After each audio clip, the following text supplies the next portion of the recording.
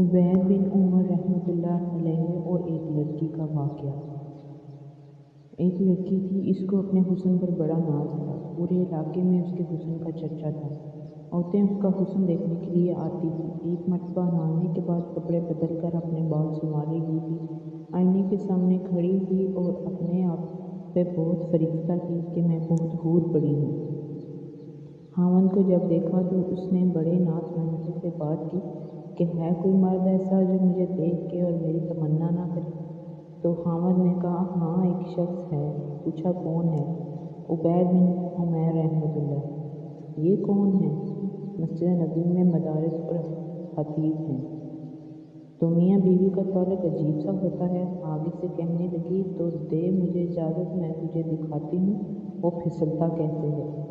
اس نے کہا ٹھیک ہے، میں اجازت دیتا ہوں۔ عورت کو اجازت مل گئی اور وہ نکلی، پھر مسجد کے دروازے پر آ کھڑی ہوئی۔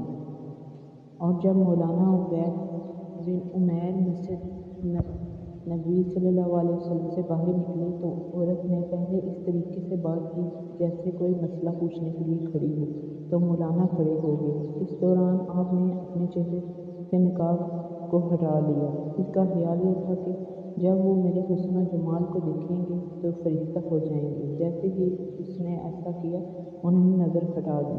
عبید بن عمیر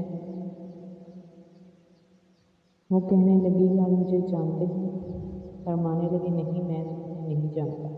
کہنے لگی میں آپ کے پاس سے آپ کی خواہش پوری کرنے کو آئی ہوں۔ عبید بن عمیر رحمۃ اللہ علیہ نے فرمایا میں تم سے کچھ پوچھتا ہوں، اگر تم نے ہاں میں جواب دیا تو پھر میں تمہارے اس معاملے کی طرف توجہ کروں گا۔ عورت نے کہا آپ جو بھی پوچھیں گے میں اس میں آپ کو ہاں میں ہی ہاں ملاؤں گی۔ عبید بن عمیر رحمۃ اللہ نے فرمایا مجھے یہ بتاؤ کہ جب ملک الموت تمہاری روح قبض کرنے کے لیے آئے گا تو کیا تمہیں یہ بات خوشی کرے گی کہ میں نے تمہاری یہ ضرورت پوری کی ہو؟ عورت نے کہا اللہ کی قسم نہیں۔ عبید بن عمیر رحمۃ اللہ نے فرمایا درست کہا۔ اور پوچھا جب تمہیں قبر میں داخل کر دیا جائے گا اور پھر تمہیں سوال و جواب کے لیے بٹھایا جائے گا تو کیا تمہیں یہ بات خوش کرے گی کہ میں نے تمہاری یہ ضرورت پوری کی ہوگی؟ عورت نے کہا اللہ کی قسم نہیں۔ عبید بن عمیر رحمۃ اللہ نے فرمایا درست کہا۔ اور پھر پوچھا جب لوگوں کو ان کے اعمال نامے دیے جائیں گے اور تم جانتی ہوگی کہ تمہارا اعمال نامہ دائیں ہاتھ میں دیا جائے گا یا بائیں ہاتھ میں تو کیا تمہیں یہ بات خوش کرے گی کہ میں نے تمہاری یہ ضرورت پوری کی ہو؟ عورت نے کہا اللہ کی قسم نہیں۔ عبید بن عمیر نے فرمایا درست کہا۔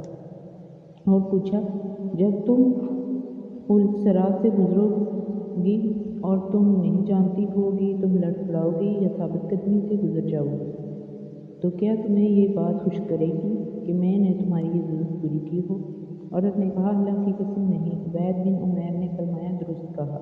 اور پوچھا اور جب اعمال تولنے کے لیے ترازو پر لائے جائیں گے اور تم جانتی ہوگی کہ تمہارے نیک کاموں کا پلڑا بھاری ہوگا یا ہلکا تو کیا تمہیں یہ بات خوش کرے گی کہ میں نے تمہاری یہ ضرورت پوری کی ہو؟ عورت نے کہا اللہ کی قسم نہیں۔ عبید بن عمیر رحمۃ اللہ نے فرمایا درست کہا۔ اور پوچھا جب تم سوال و جواب کے لیے اللہ کے سامنے پیش کی جاؤ گی تو کیا تمہیں یہ بات خوش کرے گی کہ میں نے تمہاری یہ ضرورت پوری کی ہو؟ عورت نے کہا اللہ کی قسم نہیں۔ عبید بن عمیر رحمۃ اللہ نے فرمایا درست کہا۔ اور فرمایا اے اللہ کی بندی، اللہ کی ناراضگی اور عذاب سے بچو۔ اس نے تمہیں اپنی نعمتیں عطا کی ہیں اور تمہارے ساتھ اچھا سلوک کیا ہے۔ دیکھو کیوں ایسے کام کے بارے میں سوچتی ہو جس سے تمہیں دنیا میں ذلت ملے گی اور آخرت میں بھی ذلت ملے گی۔ اب یہ الفاظ ان کے منہ سے اتنے درد سے نکلے وہ شرما گئی اور شوہر کے پاس واپس آ گئی۔ اور تو اس نے پوچھا کیا کر کے آئی ہو؟ عورت نے کہا کیا مرد بھی نیک ہی ہوتے ہیں؟ عورتیں نہیں نیک ہو سکتی؟ میں بھی نیک بنوں گی۔ اس کی زندگی بدل گئی۔ اس کے بعد روز وہ خاوند سے پوچھتی عشاء کے وقت کہ تمہیں میری ضرورت ہے؟ اگر کہتا ہاں تو وہ وقت خاوند کے ساتھ گزارتی اور اگر وہ کہتا نہیں تو جبن پہن لیتی اور ساری رات مصلے پر عبادت کرتی۔ اس کا خاوند کہا کرتا تھا پتہ نہیں عبید بن عمیر نے ایک فقرہ بول کے میری بیوی کو نیک کیسے بنا دیا۔ اس وقت تک کس کے ناز و نخری میں سے میں تنگ آ جاتا تھا اور پھر جب بھی اسے دیکھا مسلے پر ہی دیکھا، شکار کرنے والے کو آج شکار ہو کے چلے۔ تو یہ کہتے ان کی اس لیے ہوتی ہیں کہ پروردگار عالم نے ان کے دلوں میں ایک اثر ڈالا ہوا تھا، ایمان کامل ان کے دلوں میں ہوتا ہے۔ اور یہ نہیں کہ صرف بڑے لوگوں کو یہ حال تھا، بچوں کا بھی یہی حال تھا۔